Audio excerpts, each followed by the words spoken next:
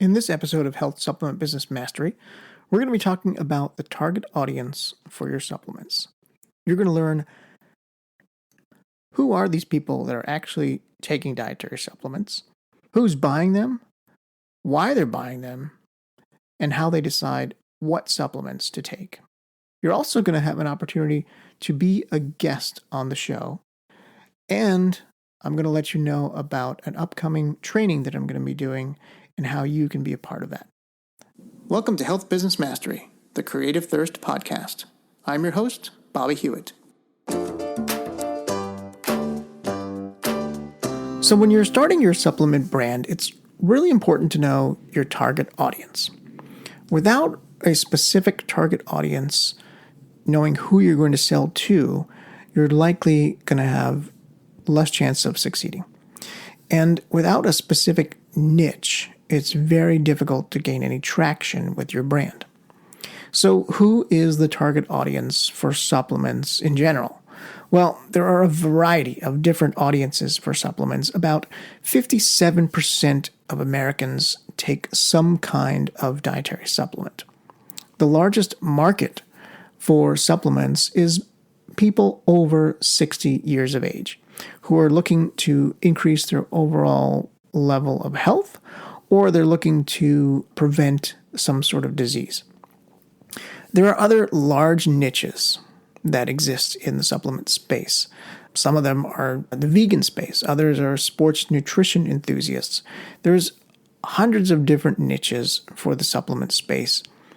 And targeting down to a specific niche that is either not being addressed, not being spoken to, or that gap in the marketplace like we talked about in previous episodes, or really just narrowing down to a specific niche within the overall segment of supplements is going to put you light years ahead of the competition. The market for supplements is so huge that oftentimes entrepreneurs think that there's so much opportunity and they get lost. They don't know where to start or really who to address. And they try and go after everyone. And that's really the wrong approach, because most of the, I'll call them generic pain points, the multivitamin group is really already being addressed by the big players. And that's not where you as a supplement entrepreneur selling direct to consumer can really break into the industry. It's really niching down is where the opportunity is for a new entrant into the marketplace. So let's back up a little bit and talk about how many people actually take dietary supplements. Well, according to research done by the CDC, for the years of 2017 to 2018, they found that 57% of Americans had taken supplements. What that means is that about 190 million people in America use supplements. So dietary supplements are a huge industry. It's a $71.8 billion industry, and it's expected to grow by about 8% annually. Now, 8% doesn't seem like a lot, but what that means is that's an additional $5.7 billion in 1 year, and that will be compounded after that. So there's a lot of room for growth and a lot of potential for smaller brands to get in on some of that growth. But it's really important to know who is actually buying nutritional supplements. As I stated earlier, people over 60 are the largest group of supplement purchasers. They are more likely to be concerned about their health and longevity than younger people. And they're also more prone to deficiencies as their bodies slow down and age. Supplement use typically increases with age, which is why the typical supplement buyer is 45 and older is pretty much the bucket that most people target online for selling supplements. Now, of that group, women are significantly more likely to use supplements than men. For all people over the age of 20, 63% of them are women who take supplements, while only about 50% of men in that age group take supplements. This is true really for every age group that the CDC researched. About 10 to 15% more women took supplements than men. It's almost an even split, but it's really weighed more towards that female side. This is no surprise since most of the women are making the majority of purchase decisions in the household. Now, why do people take supplements? Well, people take supplements for a variety of reasons. However, the majority of people seem to buy supplements really for their general health. Most common type of supplement purchased is a multivitamin or a mineral supplement.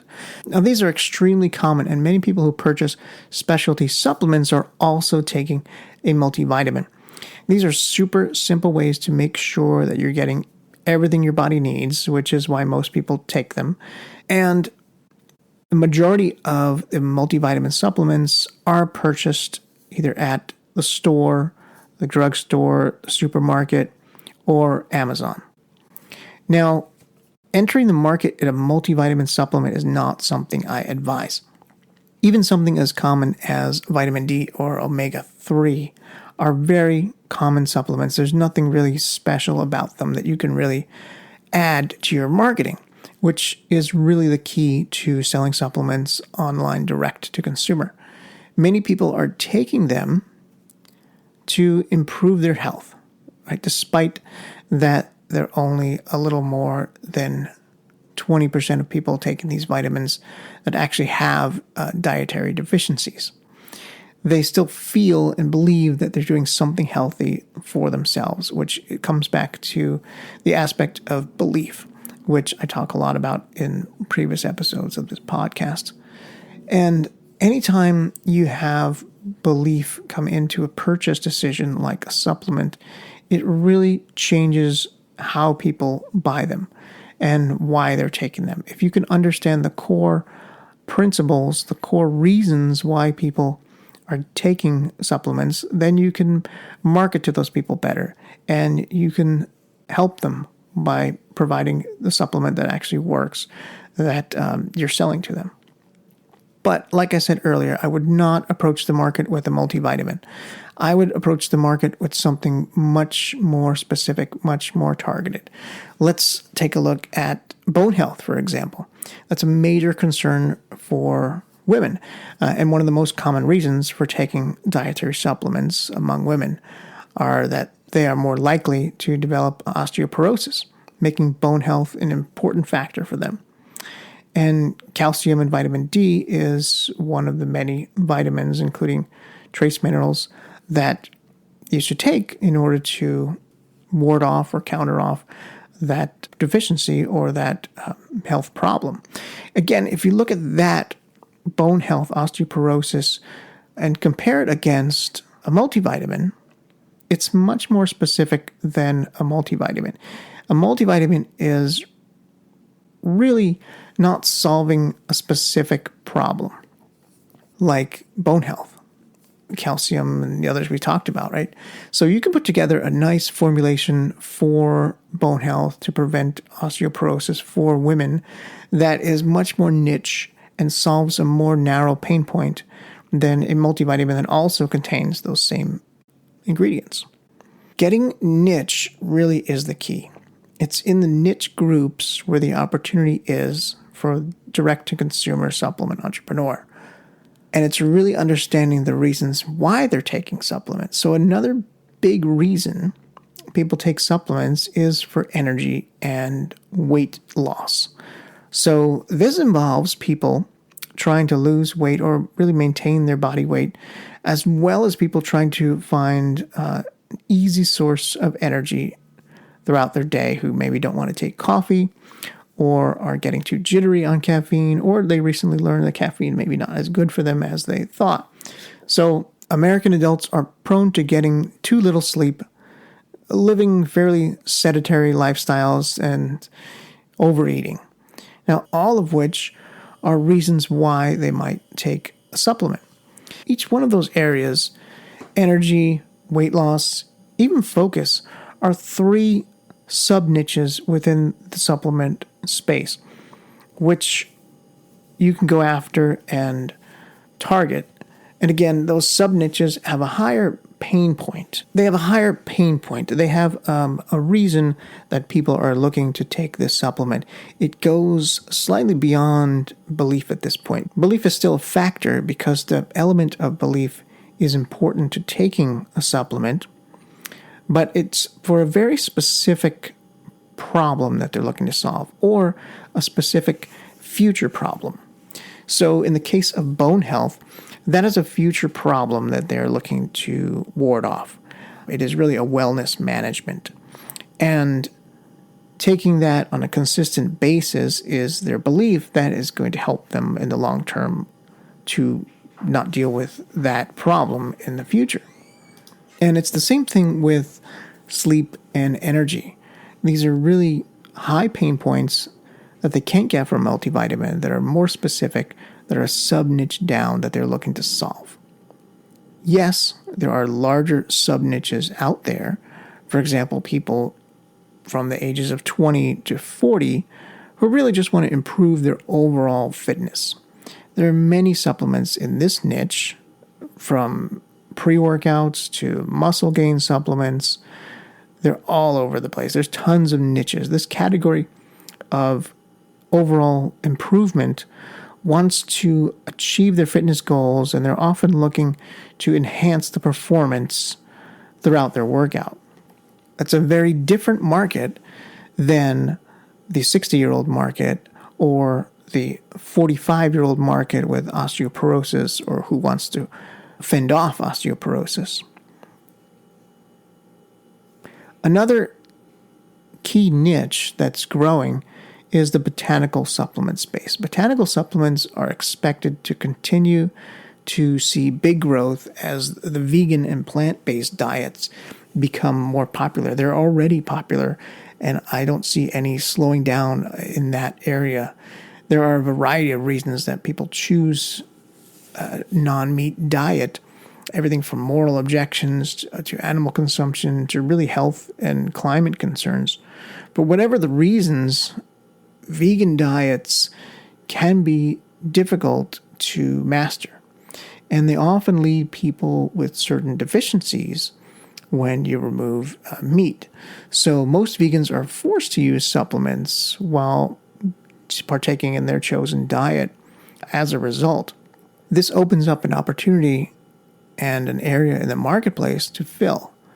Again, if you tie into those specific desires and beliefs of that group and really niche down in every aspect, right? So a typical vegan may be more concerned about the environment, more concerned about sustainability than someone who is just looking for a sleep supplement.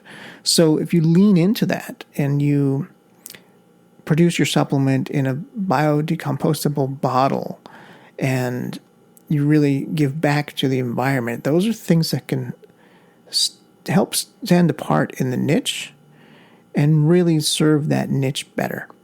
The most common deficiencies among vegans and plant-based diets are vitamin B12, omega-3 fatty acids, vitamin D, iodine, calcium, and iron.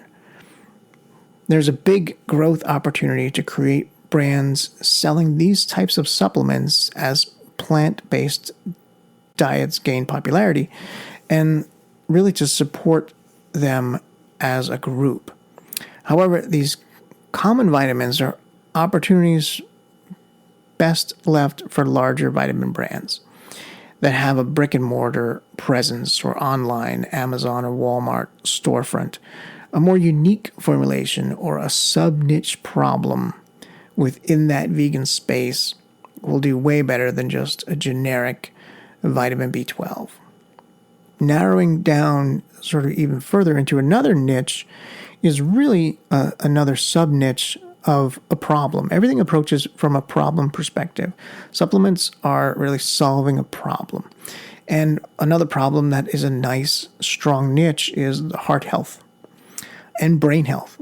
They have a lot of opportunity for this mid to small supplement companies selling direct to consumer in those areas to really get specific for that group, to really niche down for those specific problems and ancillary problems that come along with those conditions. But how do people decide what supplements to take? What's really going on in their heads and their decision making when they choose a supplement, when they get to your website, when they even start before that? Why do they take supplements? So about 23% of people taking supplements say they've been advised by a physician to do so. The most common reason for a doctor to recommend supplements, to women at least, is for bone health, like we talked about. Everyone else actually tends to buy supplements based on their own research and recommendations. In fact, the number one reason people decide which dietary supplement to take is because of their own online research. I've worked with supplement companies directly, and we often do surveys to their audience. And one of the survey questions that I ask multiple companies that I've worked with to ask their clients is, why do they take the supplements? And that reason is by far the most common response because of my own online research. So getting to the decision point, the decision factor of how they decide, they're really making their decisions based on their own online research. What that means is they're reading your sales page. They're reading long form copy. They're reading blog posts, reading anywhere they can get. They're really looking for the research, looking for the information of how the unique mechanisms work, of why they should take this supplement, of what it does for them. All of that are things that you should include on your product detail page or sales page. Some other reasons people gave, which are far less responsive, because more than 60% in surveys that I've done with various clients have responded, the reason or how they decide is because of their own online research. Coming in at about 15% is they were recommended. Coming in just under that is I heard about them from a friend, followed by I grew up taking them. So these are the people who really have that practice, that habit already in place. And then lastly was I read about them once. So these people are deciding based on their own research. Over 60% of them, in fact, are making their buying decision based on that research. This is a big opportunity for marketing your supplement brand online. The buying decision is different for dietary supplements. The most common mistake most marketers make is leading with science. Yes, people want to research. Yes, they make most of their buying decisions based on their own research. But the science is not the point to come in at. The science just supports the decision. The point to come in at actually is the problem. And I'll break that down in a future episode. But the most common mistake is really leading that article, leading that sales page with the science of your supplement. The second most common mistake is treating that sales page for a supplement like a standard e-commerce page. Throughout my 10 plus years of working directly with supplement businesses, my hypothesis that people buy supplements differently is proven over and over again in every test I do, in every split test, in every analysis, in every one-on-one client that I work with, in everything that I work with them to improve. It all points back to the people buy supplements differently. A standard e-commerce landing page typically does not work for selling supplements. The reason why is because over 60% of the people make a supplement buying decision based on their own research. And a typical e-commerce product detail page does not have enough information in order for them to really make that buying decision. And they're left jumping around to other sites. They're left jumping around to blogs, and the chances of them coming back to your website and buying again is extremely slim. You have to treat that research as part of the buying process. If you just align the buying decisions with your sales page, you'll be far ahead of the competition. That combined with really niching down to a specific subsegment and really going after a problem or adjacent problem.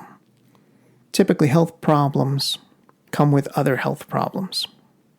So if you have problem X, you typically also have problem A, B, and C. So if you bring them in on product X, you can also sell them products A, B, and C down the road. You're still catering to that niche. It's really all stemming from that one big problem. And that problem sells better when it's a higher level problem than simply maintaining health. When it's a problem like heart health, when it's a problem like sleep, when it's a problem like weight loss, although weight loss is its own sort of unique category. Even a problem like a pre-workout is a more specific problem than a multivitamin. So as I said in the beginning of the intro of this episode, I'd like to invite you on as a guest on this podcast. You and I will just talk about your supplement business and the struggles you're having. It'll be a coaching session, but it will be recorded and shared as a podcast episode. There's one coming up soon that I'm going to be releasing, so you'll get an idea of what it's like and some of the value that you can get from it. The other thing I'd like to let you know about is I'm planning on doing a training session, a live training session, where I'm going to be going in depth into how to make a really high converting sales page specifically for supplements. If you're interested in that, just send me an email, Bobby, BOBBY, at creativethirst.com, or send me a text to my mobile number, 201-220-6739. Send me a text. Don't leave a voicemail or anything like that. I won't get back to you, but I will get back to you if you send a text. And just let me know that you're interested in either coming on the show as a guest to do a coaching session, or if you're interested in attending the live training. Thanks for listening. I'll talk to you again real soon.